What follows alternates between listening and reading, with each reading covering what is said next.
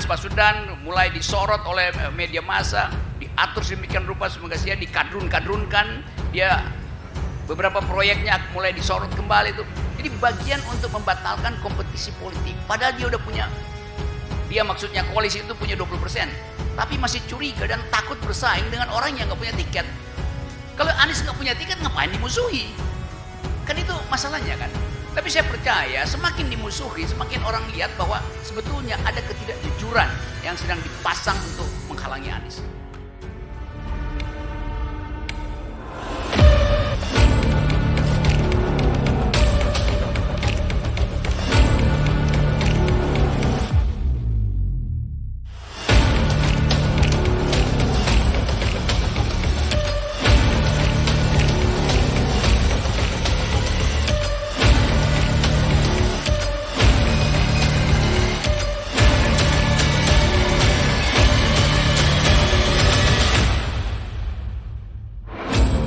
Ada kejujuran di masa depan.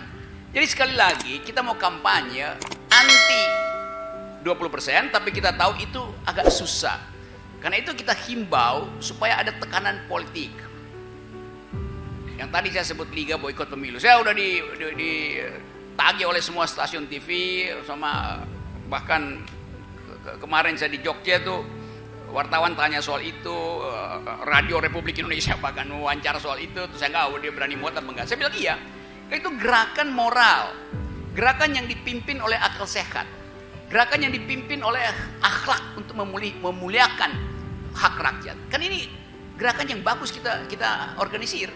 Tetapi pemerintah tentu akan mulai kasih sinyal bahwa ini berbahaya segala macam. Sama seperti Anies Baswedan mulai disorot oleh media massa, diatur sedemikian rupa semoga dia dikadrun-kadrunkan, dia beberapa proyeknya mulai disorot kembali itu. Jadi bagian untuk membatalkan kompetisi politik. Padahal dia udah punya, dia maksudnya koalisi itu punya 20%, tapi masih curiga dan takut bersaing dengan orang yang nggak punya tiket. Kalau Anies nggak punya tiket, ngapain dimusuhi? Kan itu masalahnya kan. Tapi saya percaya semakin dimusuhi, semakin orang lihat bahwa sebetulnya ada ketidakjujuran yang sedang dipasang untuk menghalangi Anies. Itu masalahnya. Saya bukan promosin Anies, saya ingin garis startnya sama itu.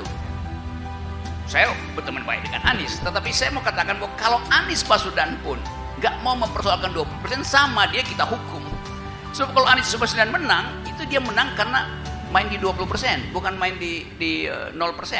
Jadi kita akan tuntut juga gubernur kita, Anies Baswedan, untuk mengucapkan bahwa dia tidak setuju dengan 20%. Supaya fair. Kita juga akan minta Ganjar ngomong begitu, Sandiaga Uno ngomong begitu, Erick Thohir juga ngomong begitu dong.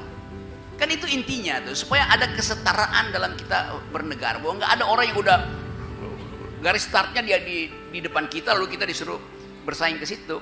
Itu yang kita sebut sebagai ketidakadilan.